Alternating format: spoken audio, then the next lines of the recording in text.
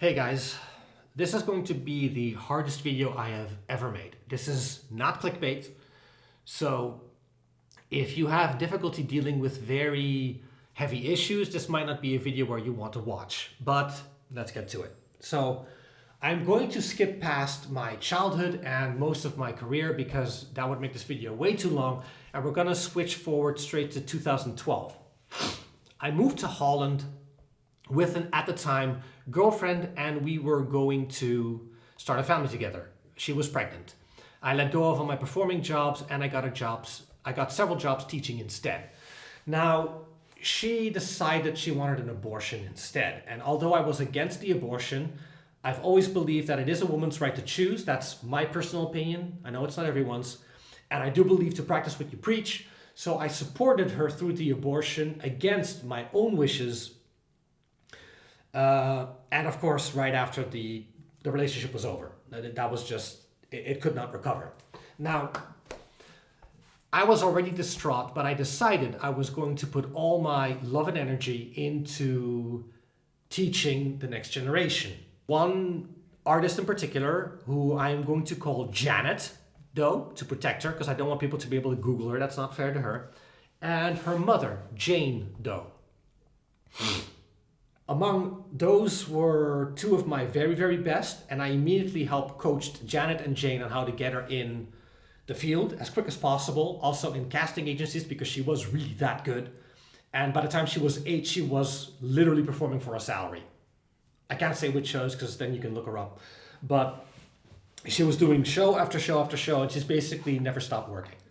Now, by the time Janet had turned 9, the mother Jane had started putting pressure on me, and it started with things like as saying, you know, if you marry me, this is what Jane said, if you marry me, then I can divorce my husband and you can spend every day together with Janet and you can make amazing videos together and do all kinds of creative works. Huge red flag for me, obviously, for countless reasons. But what I said to her is like, first of all, if you're married, there's no way in hell I'm going to get with you because that would make me a home wrecker. That would make me a home wrecker. Your children would never forgive me. And all my other artists, including your kids, will never forgive me. And that's not a future I want. So no, we're not doing this. I managed to keep her off for a year. But after that, she started saying things like, zonder mij krijg jij Janet ook niet, which roughly translates to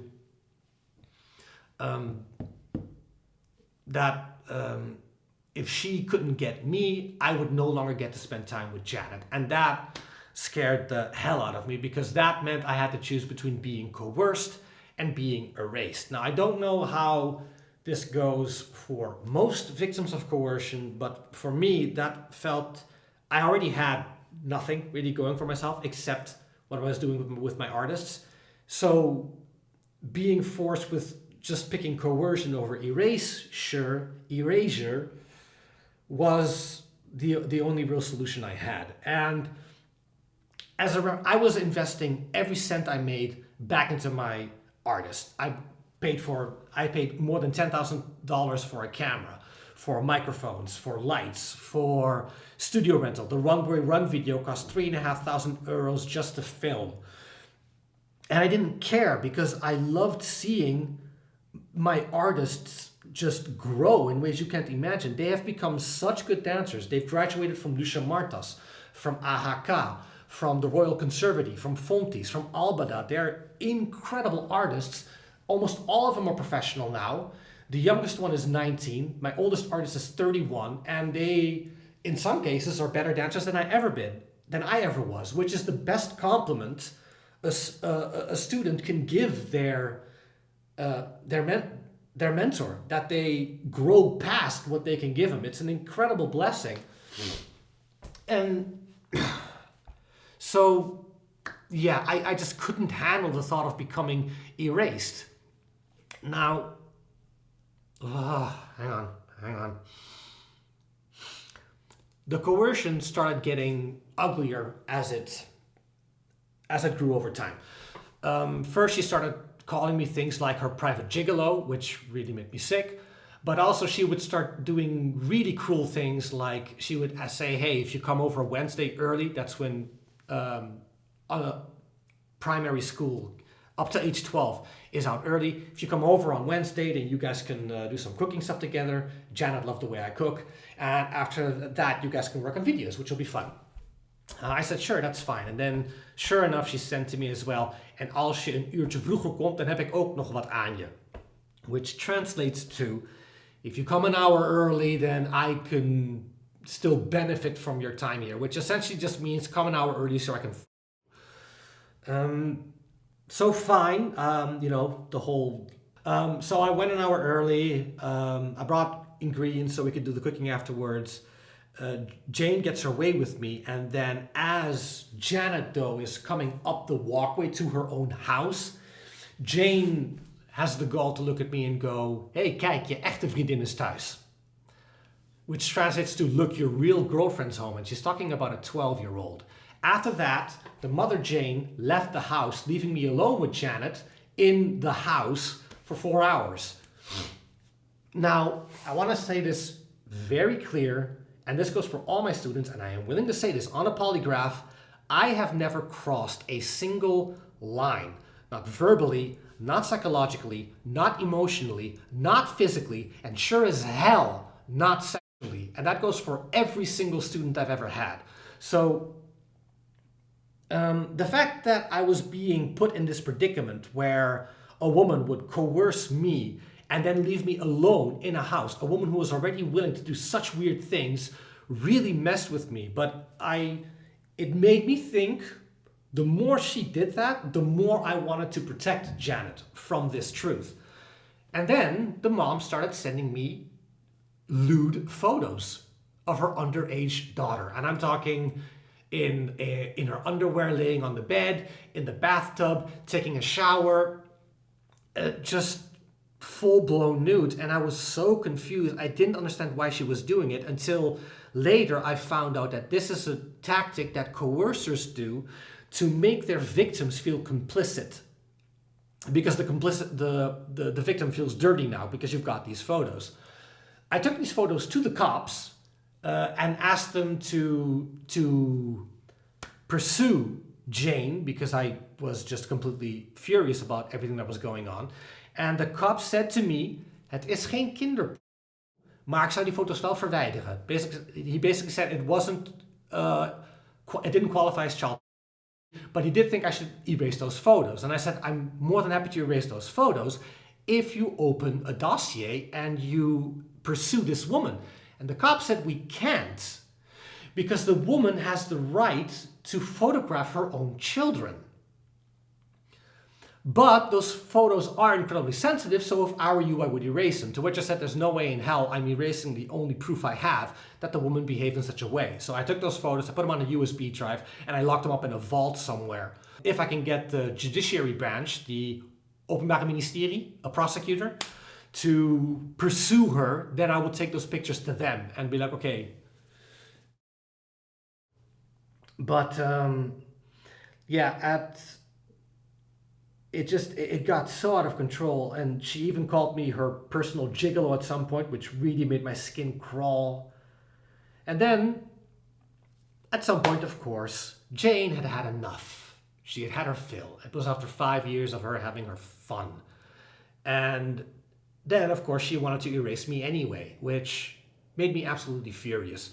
Now, before anything, she said that I had to erase my entire WhatsApp chat. Otherwise, it was too risky because Janet was going into her phone. She didn't trust everything. Janet is very smart. She felt something was off. So if I wanted to keep seeing Janet, I had to erase the WhatsApp on my phone. So I did. And the next day, sure enough, Jane said, dan denk ik dat het nu tijd is dat wij onze contact verbreken. I think it's time for us to break all contract, which I got absolutely furious. I went into the deleted log and I recovered the pictures and put them on the USB drive. And I told her I have them and that this proves that she was never honest with me and that she had been coercing me for the last 6 years and that I wasn't going to let it slide.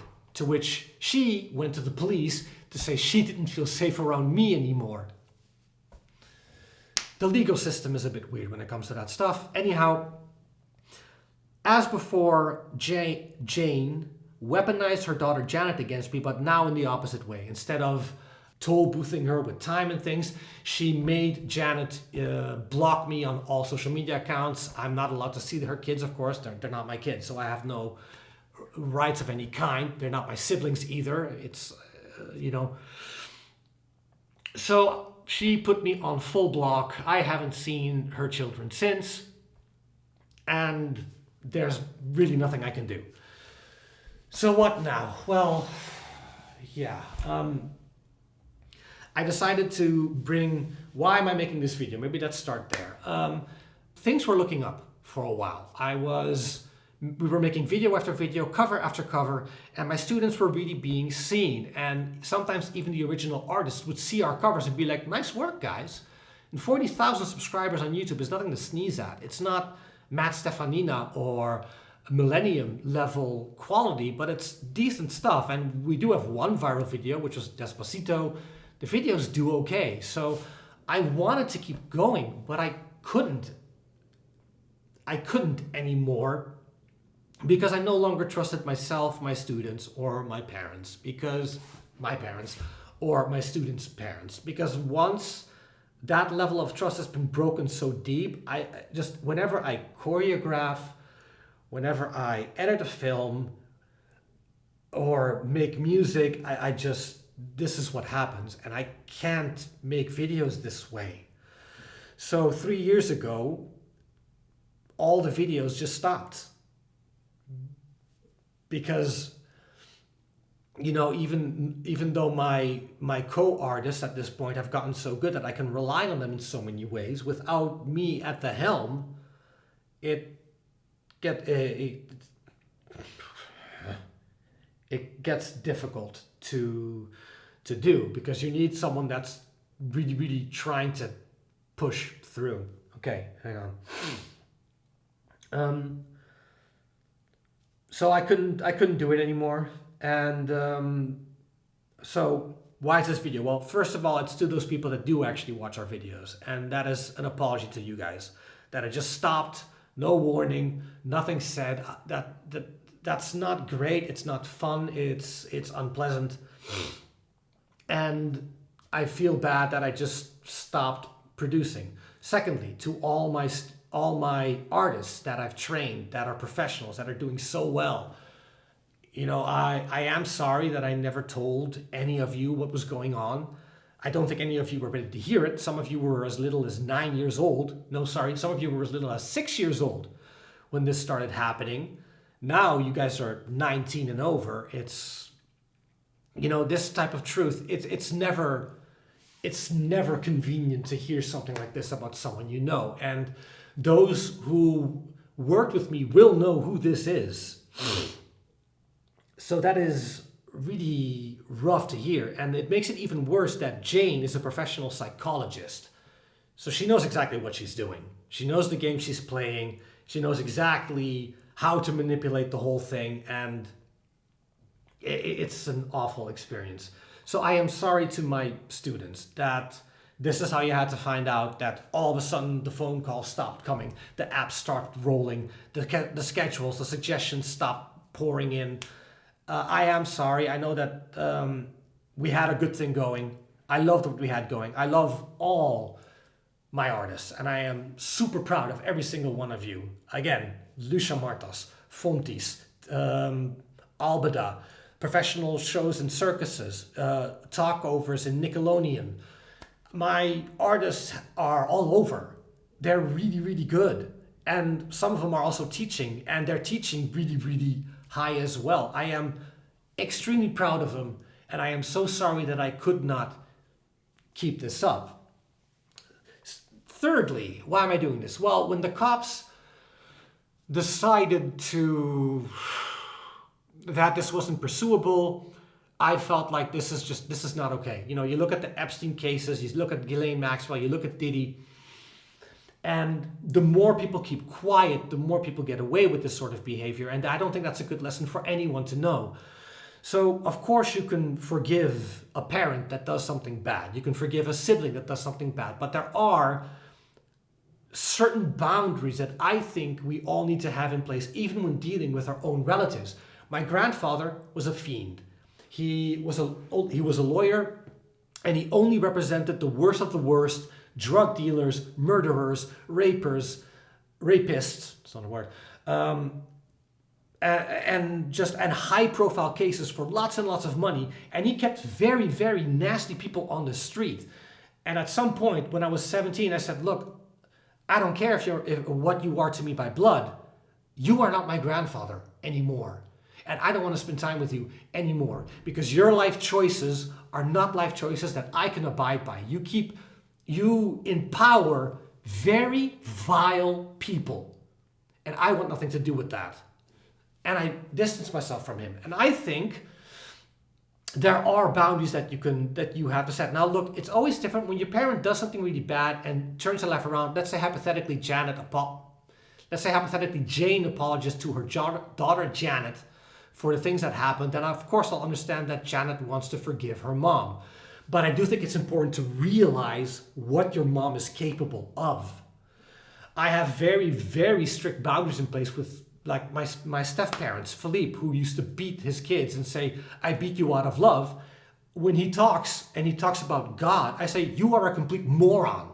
You think you know the wisdom of the universe, yet all you did while you had kids was beat the crap out of them and tell them that you beat them out of love." He kicked me so hard that he knocked me out and locked me in a room with nothing in it for 3 days and said, "This is love." No. You're an idiot, Philippe. You're a complete moron, but you are the father to my half-brother, and for that reason, I am willing to forgive you some of your past transgressions to an extent, but I will never consider you, what's the word? An example for people to mold towards to it. Absolutely not. You're the last thing a parent should try to become. Finally, the last two reasons are a bit more selfish inclined, but I do think they're important. One is I feel like Jane has taught Janet a very toxic lesson. I feel by coercing me and weaponizing Janet, even sexually, with her pictures, from such a young age, she has basically communicated to her daughter, as a woman, it's okay to behave like this as long as you sweep the evidence under a rug. Which I guess that's kind of, I shouldn't say a woman. I said, as a person, you can get away with this. Or whatever the lesson is, it's not a good lesson. That's the point. I think that this is a horrible lesson that she taught her kid. And I think it's important that this video comes out so that Janet has the opportunity to fashion a healthier type of truth out of this. Whether she wants to forgive her mother or not, I don't think that's a lesson she should model herself to and repeat as she starts her own family somewhere down the line. So that was a big one for me. And finally, it was just destroying me within. I felt completely trapped. I felt miserable, crushed. I had lost everything I had worked so hard for. I could no longer be with my artists. I could no longer do anything. And I'm just annoyed. And I thought, I've seen what the Epstein victims are doing and how brave they were and what Diddy's victims did. And I thought, okay, if I put my truth out there, maybe I can put my faith in the universe, in Zen, in Christ, in whatever you believe in, and maybe they can carry this truth forward and karma can come from the divine, whichever way. But as long as I keep it inside, nothing happens. That's what I thought anyway. So that is the last reason why I did it. In closing, because this is a horrible video, will I ever make videos again? Well, I hope so. Right now I can't. Like I said, I start crying the moment I even talk about dance or try to make a choreography or listen to a lot of different music. But a lot of my artists, again, the oldest one is now 31, the youngest one is 19, and they're all of them, transitioning into professional careers as artists themselves.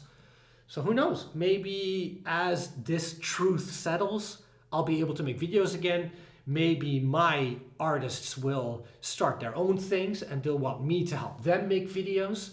And then, yeah, I would love to at that point. But right now, I don't have that strength anymore. Mine is a bit expelled or expunged. I don't even know the word, guys. Anyhow, I think this video has gone on long enough. It's almost 20 minutes. If you got through this video and you heard my story, again, I appreciate you listening. I'm sorry for any inconvenience I may have caused anyone, and I hope to be online more in the future with more fun stuff and that things get better.